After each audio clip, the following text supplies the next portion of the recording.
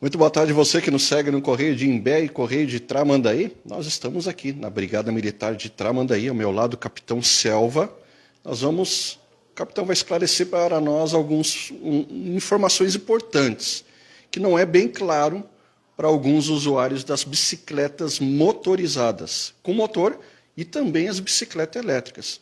O pessoal já mandou mensagem para nós no WhatsApp do Correio de Imbé, e também até comentava com o capitão, uma senhora com uma motocicleta elétrica também perguntou para nós na rua, para a nossa reportagem, e é sobre isso que nós vamos esclarecer agora, além de outros fatos envolvendo escolas do município.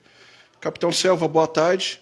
A grande dúvida do pessoal, bicicleta motorizada com motor, bicicleta elétrica, ela precisa de CNH, precisa de alguma documentação específica para poder rodar na cidade? Boa tarde, Renato. Boa tarde a toda a audiência aí do Correio de Imbé, Correio Tramandaí. Sim, é uma polêmica que já vem suscitando aí alguns questionamentos há mais de ano, quando houve entrou em vigor algumas alterações legislativas, né? Então, todo equipamento, todo veículo que possui essa aceleração, que possui alguma motorização, precisa.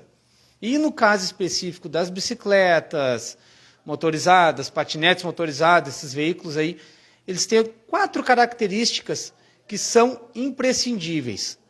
Elas isentam ou obrigam. O que isso quer dizer? Havendo qualquer uma dessas 4 características, o veículo ele vai trazer essa obrigatoriedade legal, não só da habilitação, como também do capacete e o emplacamento, que é o que a maioria das pessoas tem essa dúvida. Ah, emplaca, não emplaca? Sim. O Código de Trânsito Nacional ele é bem claro. O veículo, no caso dos elétricos, se ele tem mais de 350 watts de potência, isso a pessoa vai verificar na nota, no recibo, no manual do proprietário. Precisa de toda a documentação. Ele se enquadra como um veículo que precisa de habilitação, capacete, precisa ser emplacado. Ah, ele tem acelerador, que é a característica principal, a mais evidente. Também, ele precisa sim, carteira de habilitação ao condutor, o veículo precisa ser emplacado e a pessoa tem que ter todas essas condições para pilotar. E o capacete, por óbvio, ele é pedal, uma bicicleta elétrica. Ela funciona sem a pessoa estar pedalando, ou seja, se ela está ali, ela pedala, o motor ele é propulsor, ele é auxiliar. Não precisa. Mas se o motor funciona de forma isolada ao pedalar, sim, a pessoa precisa de capacete, habilitação e emplacar o veículo. E tem mais uma característica, que é quanto à velocidade máxima.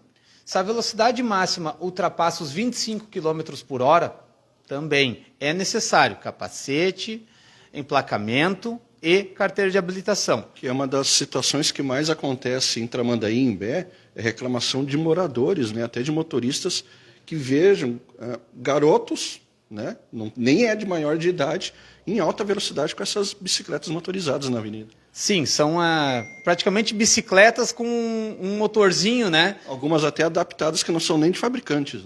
Esse é o grande problema. São poucas os fornecedores que conseguem realizar posterior emplacamento, fazer o registro desse veículo.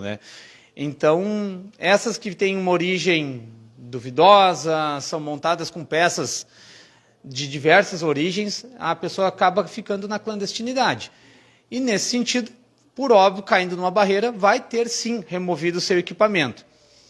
Nesse sentido, nós procuramos o apoio também do PROCON. Nas últimas semanas, enviamos um ofício para o PROCON, que o PROCON busque também nos apoiar, orientando o comerciante, o fornecedor, porque aí nós identificamos que está havendo uma falha na comunicação. E o dever da informação, junto com o dever de justiça, de legalidade, são alguns dos pilares do Código de Defesa do Consumidor. Dessa forma, o consumidor também está havendo uma quebra nessa cadeia comercial. Quando ele for adquirir, ele tem que estar ciente pelo fabricante das obrigações dele. Com certeza. O vendedor, o fornecedor, ele tem que apresentar todas essas informações Porque assim como ele tem que ter um código de defesa do consumidor lá no balcão, né, exigência legal, ele também tem que saber o que ele está vendendo. E ele tem que saber passar para o seu adquirente, para o comprador, tudo o que ele precisa para poder utilizar aquele bem. Quando nós vamos numa revenda de veículos, nós vamos lá, o próprio vendedor diz, o senhor tem habilitação? Não tem? Quem vai retirar o veículo? Nós temos alguém aqui que providencia toda a documentação. O senhor quer que nós providenciamos? O senhor quer que nós vamos atrás ou o senhor vai providenciar? Então, é a mesma coisa. Então, esse dever de informação, essa responsabilidade que nós estamos suscitando e convocando a comunidade para que cobre também do vendedor, o vendedor, esse comerciante, cobre do seu fornecedor, e assim nós tenhamos mais segurança no trânsito. Capitão, esclarecendo já sobre esse fato, no dia de ontem, conversamos há pouco tempo com o conselheiro tutelar de Tramandaí, o seu Ademar Dúlios, sobre algumas denúncias que chegaram de agressões, possíveis agressões que aconteceriam em escolas de Tramandaí. Aconteceu uma ação na manhã de hoje, Conselho Tutelar e Brigada Militar, de uma forma preventiva, até tentar saber o que realmente está acontecendo, né? Essas ameaças. A gente até, nos comentários da live que realizamos com o conselheiro, muitos pais ali comentaram preocupados, né? Até que a eleição parece que vai acontecer na próxima quinta-feira, e que seria, na verdade, o dia da grande agressão, que eu não quero usar a palavra aqui até para não assustar o pessoal, né? Mas como é que está esse trabalho, o senhor que já comentou comigo fora do ar, realizando já com as escolas estaduais do município? Bom, ontem à noite nós recebemos via 190 a preocupação de um pai que não quis se identificar posteriormente, de que o seu filho levou a informação de que poderia ter uma chacina, um massacre, uma atividade semelhante aí a esses termos na Escola Barão hoje pela manhã. De imediato, nós procuramos o Conselho Tutelar e para que houvesse alguma medida preventiva, mas também de orientação. Então, e não só orientação, como também se buscar descobrir o foco dessa informação. Por quê? Em semanas atrás, nós tivemos em Torres fatos semelhantes, na escola Titbull. Ocorreram algumas situações também em outros municípios, e nós entendemos, conseguimos identificar que isso poderia ser um boato, mas entre este poderia ser e o nosso dever, a nossa responsabilidade, enquanto força da comunidade, enquanto responsáveis pela segurança em geral, buscamos os meios adequados. Conselho Tutelar, conversamos aí com o senhor Dúlios ali de a preocupação com o transporte escolar, com N situações, né, que poderiam contribuir para que não ocorresse esse evento mais danoso. E foi, graças a Deus, ocorreu conforme nós planejamos. Tínhamos viaturas pela manhã, a patrulha escolar bastante ostensiva junto das crianças ali, dos jovens, contato com a direção da escola. Então, essa rede que se criou de prevenção e também convocando os pais para que estivessem junto, averiguando os celulares dos filhos, buscando ver o que está acontecendo nesses grupos. Até porque vai ter uma eleição do Grêmio Estudantil, que pode ser até a origem deste boato. É bom a participação dos pais justamente nessas eleições para acompanhar mais de perto, né? Independente dessas eleições de Grêmio Estudantil ou não, nós identificamos que isso vem ocorrendo de forma corrente, recorrente em vários municípios. Então, nos leva a crer que não pode ser também alguma dessas correntes de WhatsApp, de internet, que um vai imitando, querendo refazer, imitar e protelar, mas daqui um pouco, até que ponto isso pode ocorrer ou não? Então, na dúvida, nós sempre optamos pelo plano máximo, em oferecer o que tem de melhor. E neste momento nós tínhamos o quê? Uma rede de proteção pronta para ser empregada. Conselho Tutelar, Brigada Militar, a comunidade escolar é fundamental nesse processo. E aí eu retorno a falar sobre os pais, porque celular não é babá eletrônica. Seja para criança, pré-adolescente, adolescente. E os pais precisam sim estar atentos ao que acontece nos celulares dos seus filhos. E muitas dessas coisas acontecem no momento de brincadeira, no momento que não é bem de lazer, e as crianças precisam ter noção das suas responsabilidades e das consequências desses atos. Custa muito caro para o Estado mobilizar todos esses agentes. Custa muito caro para nós e para as famílias a vida dessas crianças. E vai que num dado momento alguém se encoraja e realmente resolve praticar um ato desse. Então, para nós é muito caro, chama muito a atenção quando isso acontece. E no momento que começa a ser recorrente e não se perfectibiliza, assusta ainda mais, porque uma hora pode acontecer.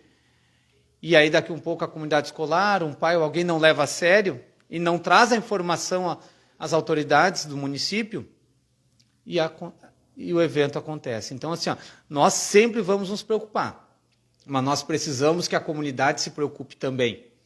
E aí é um chamamento que eu faço, hoje já fizemos em grupo de segurança do município, para que a comunidade, que os pais entrem nessa peleja, que os pais participem junto. Porque sem a comunidade escolar, Renato, fica muito difícil, muito mesmo. Inclusive para as crianças, esses jovens tenham noção da responsabilidade e das consequências de um eventual boato, principalmente de uma situação tão crítica, tão alarmante como é essa. Capitão, claro que além desta ação de hoje, permanentemente a Brigada mantém nas escolas a patrulha escolar. Né? Sim, nós temos a patrulha escolar nas escolas do RS Seguro, nas escolas municipais, estaduais, também faz ronda próximo e junto aos estabelecimentos de ensino privado, que nós entendemos que segurança pública ela afeta a toda a cidade, seja na parte da entrada, da saída, do trânsito, porque todas essas situações elas têm alguma intercorrência na educação, no ensino das crianças. Seja daquele pai que costuma ficar no meio da pista de rolamento, com um pisca-alerta ligado, que avança a faixa de segurança, ele está influenciando na educação do seu filho. De alguma forma ele está demonstrando ao seu filho como ele pode ou deve agir no futuro. Que cidadão está sendo formado. Na entrada e na saída da escola, aquela briga que para alguns... podia ser, é rotina, é costume, as crianças se entendem, brincadeirinhas, entre aspas, que para alguns é normal, para nós não é. De alguma forma, tem alguma criança sofrendo alguma violência, seja ela moral, psíquica, propriamente física. Então, nós estamos sim junto às entradas, às saídas, não temos condições de estar em todos os estabelecimentos, em todos os momentos.